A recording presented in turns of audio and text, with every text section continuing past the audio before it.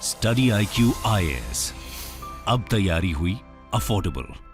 नमस्कार दोस्तों, अफगानिस्तान और भारत को लेकर एक बहुत बड़ी खबर सामने आ रही है। बताया जा रहा है कि भारत वापस से जो प्रोजेक्ट्स है डेवलपमेंट का वो अफगानिस्तान के अंदर स्टार्ट कर सकता है। आपको याद होगा जब तालिबान ने टेक ओवर किया था अफगानिस्तान के अंदर तो बोला जा रहा था कि भारत का बिलियंस ऑफ डॉलर्स जो हमने खर्च किया अफगानिस्तान में, क्या वो सब खत्म होने वाला है। लेकिन मैं आपको बता दूं कि जिस तरह की कॉम्प्लेक्सिटीज आई हैं पाकिस्तान और अफगानिस्तान को अगर आप देखेंगे तो उस नजरिए से कहीं ना कहीं एक बहुत ही इंपॉर्टेंट पहलू है यहां पर कि क्या भारत को ऐसा करना चाहिए, क्या भारत को वापस से जो डेवलपमेंट का वर्क है वो स्टार्ट करना चाहिए, तालिबान के साथ किसी प्रकार का रिलेशन रखना चाहिए।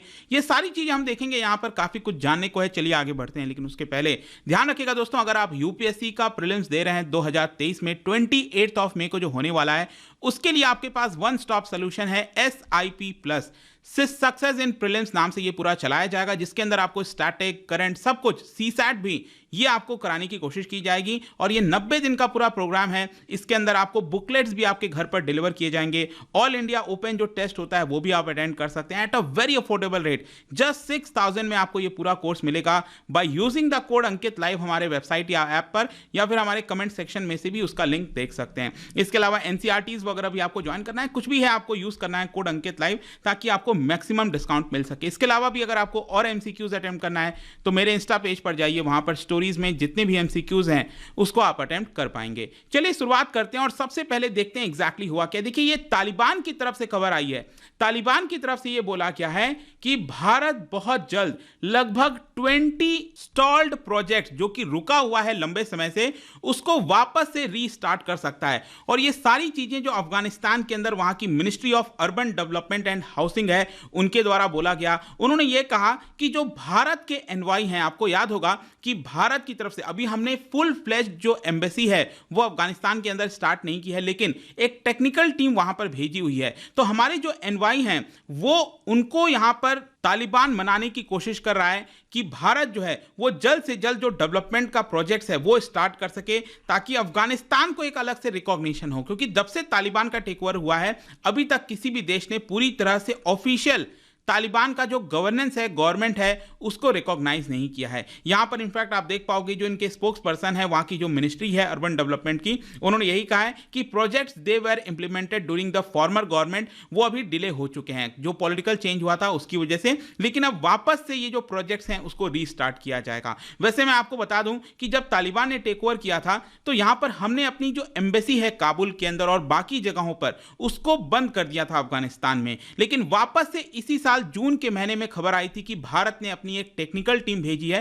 पूरी तरह से एम्बेसी को स्टार्ट नहीं किया, लेकिन कुछ हद तक यहां पर रिलेशंस बना रहे, कम्युनिकेशन लाइन चालू रहे, इसके लिए हमने यहां पर टेक्निकल टीम भेज दिया था। और जब यह ऐसा हुआ तो अगले महीने यहां पर अफगानिस्तान के फॉरेन मिनिस्ट्री के द्वारा बोला गया कि अगर ऐसा होता है तो यहां पर जो भारत का अनफिनिश्ड प्रोजेक्ट्स है कई सारे, वो यहां पर भारत इसको जल्द से जल्द इंप्लीमेंट कर पाएगा और उसको लागू कर पाएगा। अब क्वेश्चन यह है कि आखिरकार तालिबान ये क्यों चाहता है, क्यों वापस से तालिबान चाहता है कि भारत वहां पर आए, प्रेजेंस बढ़ाए और अब जो डेवलपमेंट का वर्क है वो स्टार्ट करे। तो देखिए ये सबसे बड़ी चीज है वो है अफगानिस्तान के अंदर जिस तरह का इकोनॉमिक सिचुएशन है, जो हालात हैं बहुत ही ज्यादा बदतर हो चुके हैं। जॉब अपॉर्चुनिटीज वहां पर नहीं है, डेवलपमेंट के नाम पर आपको कुछ नहीं देखने को मिलेगा। तो कहीं ना कहीं इकोनॉमिस्ट लोगों का यही मानना है कि यहां पर अगर भारत जाता है तो उसकी वजह से जो भुखमरी है, अनएम्प्लॉयमेंट है, उसमें कुछ हद तक सुधार देखने को मिल सकता है। क्योंकि अगर आप जितने भी रिपोर्ट्स देखोगे, वर्ल्ड फूड प्रोग्राम वगैरह हो गया, उन्होंने यही कहा है कि पिछले साल तो ऑलरेडी त्रासदी आई थी,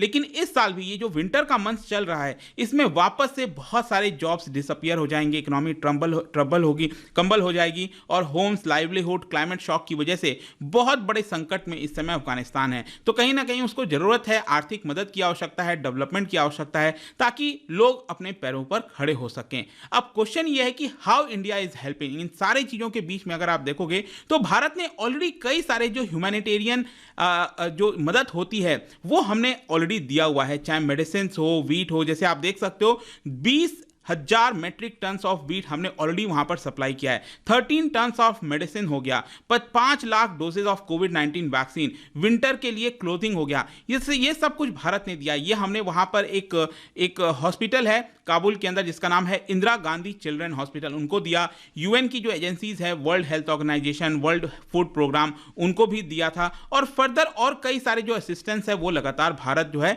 देता रहता है। लेकिन इसके साथ साथ क्वेश्चन ये भी है कि क्या इसको देखते हुए भारत ने तालिबान को रिकॉग्नाइज कर लिया है, वहां की जो गवर्नमेंट बनी है क्या उसको लेजिटिमाइज कर लिया है? देखो अभी ऐसा नहीं है। इंडिया ने अभी अफगानिस्तान के अंदर जो नई रजीम आई है तालिबान की, उसको ऑफिशियल तरीके से रिकॉग्नाइज नहीं किया है, क्योंकि भारत ने अभी पहले मांग किया है कि हमने अफगानिस्तान के अंदर इंक्लूसिव गवर्नमेंट होनी चाहिए, माइनॉरिटीज में हो उसमें, या फिर उसके अंदर जो वुमेन की रिप्रेजेंटेशन है वो भी होना चाहिए, और जो अफगानिस्तान का सॉइल है वो टेररिज्म के लिए इस्तेमाल नहीं हो। तो ये सारी मांगे हैं भारत की तरफ से, तो कहीं ना कहीं ये भी देखा जाएगा। लेकिन यहां पर मैं आपको बताऊं तो अफगानिस्तान के अंदर भारत के प्रोजेक्ट्स क्या क्या चल रहे हैं वो मैं आपको दिखा देता हूं। यहां पर कई तरह के सिग्निफिकेंट प्रोजेक्ट्स ऑलरेडी भारत ने किए हुए हैं, जैसे कि 42 मेगावाट का सलमा डैम हेरात प्रोविंस में। ये अफगानिस्तान का मैप अगर आप देखोगे ध्यान से तो यहां पर इसका जो वेस्टर्न साइड है, यहां पर प्रोविंस है जिसका नाम है हेरात, और वहीं पर ये डैम बनाया गया है जिसका नाम है सलमा डैम। और ये डैम को basically Afghan India friendship dam भी बोला जाता है। वैसे मैं आपको आपके एग्जाम पॉइंट ऑफ व्यू से बता दूं कि अगर पूछा जाएगा कि सलमा डैम कौन से रिवर पर है, तो ध्यान रखिएगा हरी रुद, HARI, हरी रुद ये रिवर का नाम है, वहीं पर ये पर्टिकुलर डैम जो है वो बनाया गया है। तो ये 2016 में ही इनॉग्रेट कर दिया गया था। इसके अलावा आपको याद होगा यहाँ पर एक काफ़ी लंबा हाईवे 218 किलोमीटर का जारांज डेलाराम हाईवे, ये भी हमने बिल्ड किया है। यहां पर अगेन मैप में अगर आप ध्यान से देखोगे तो ईरान के साथ ये जो बॉर्डर सटता है ना, वहीं पर है ये जगह जिसका नाम है जारांज, और वहां से लेकर डेलाराम तक। तो ये जो पर्टिकुलर हाईवे है 218 किलोमीटर का, ये भी भारत ने बनाया है। और ये खास बात इसमें यह है कि ये ईरान का जो बॉर्डर है वहां से शुरुआत होता है। और आपको पता ही है कि यहां पर हमारा मेन मकसद था कि जो चबहार पोर्ट है वहां से हम जाएं और उधर से एक्सेस करके हम अफगानिस्तान के अंदर एंटर कर सकें, क्योंकि यहां पर पाकिस्तान जो है वो एक प्रकार से ब्लॉकेज का काम करता है। इसके अलावा अगर हम देखें तो अफगानिस्तान के अंदर जो पार्लियामेंट है $90 मिलियन लगाकर हमने बनाया था। ये आप इसकी पूरी पिक्चर्स यहां पर देख पाओगे। और इसके अंदर एक ब्लॉक है इस पार्लियामेंट के अंदर, वो हमारे former prime minister Atal Bihari Vajpayee ji के नाम पर रखा गया है। 2016 में अफगान के जो प्रेसिडेंट थे अशरफ घानी और प्राइम मिनिस्टर नरेंद्र मोदी जी ने मिलकर वहां पर एक पैलेस है काबुल के अंदर, जो कि 19th सेंचुरी में बनाया गया था लेकिन काफी खराब हो गया था। इसको वापस से रीस्टोर किया था भारत ने, और इसका नाम है स्टोर पैलेस, ठीक है, STOR पैलेस। तो ये आप देख सकते हो, इसको भी भारत ने ही वापस से बनाया था, रीस्टोर किया था। And India has also constructed कुछ हॉस्पिटल्स काबुल के अंदर। एंड पास्ट में अगर आप देखोगे तो जो ह्यूमन रिसोर्सेज हैं, ट्रेनिंग की बात है, स्कॉलरशिप देना हुआ, बहुत सारे मदद भारत ने ऑलरेडी कर रखा है। लेकिन यहां पर जो तालिबान है वो ये कह रहा है कि अब भारत को जो बाकी के और कई प्रोजेक्ट्स हैं, चाहे रोड से रिलेटेड हो, डैम से रिलेटेड हो, एक और डैम का यहां पर भारत ने शुरुआत किया है जो कि नहीं हो पाया, इस तरह की और कई चीजें आपको देखने को मिलेंगी।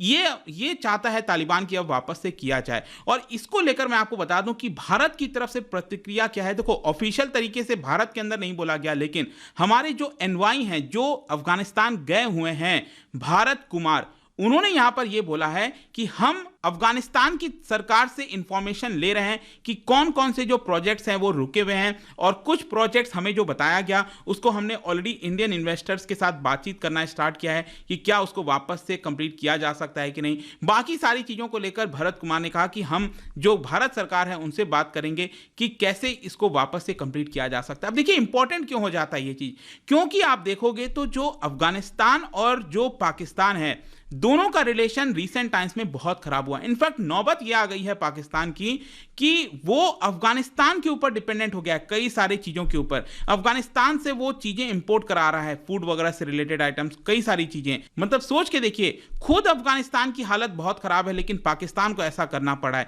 उसके पास रिजर्व नहीं बचा है।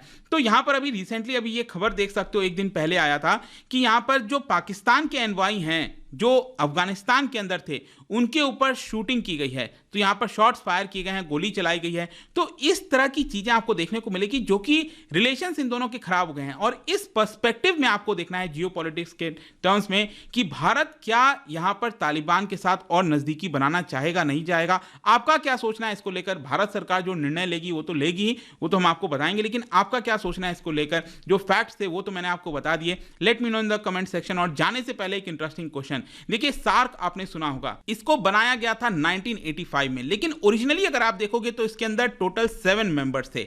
आगे चलकर 2005 में 8th मेंबर ऐड किया गया था। वो 8th मेंबर कौन सा था आपको बताना है इन 4 में से। और इसका राइट आंसर आप सबको पता है, मेरे इंस्टाग्राम पर तो मिलेगा ही, वहां पर अगर आप नहीं हो कोई बात नहीं, टेलीग्राम से भी ले सकते हैं इसका सही उत्तर। मैं कई सारे जो एमसीक्यूज हैं वो यहाँ पर स्टोरीज में डालता रहता हूं। बाकी अगर आपको पीडीएफ चाहिए तो टेलीग्राम पर आइए, अलग अलग सोशल मीडिया पर आप जुड़ पाओगे। और जैसा मैंने बताया, यूपीएससी की तैयारी आप कर सकते हैं by joining this SIP course which is specifically for prelims. तो यहां पर use the code Ankit live website और ऐप पर, या फिर जो कमेंट सेक्शन है उसमें आपको अटैच मिल जाएगा। एंड आई होप कि वीडियो आपको पसंद आया होगा। मिलता हूं आपसे next time. Till then, thank you very much, see you soon. Study IQ IAS, अब तैयारी हुई अफोर्डेबल।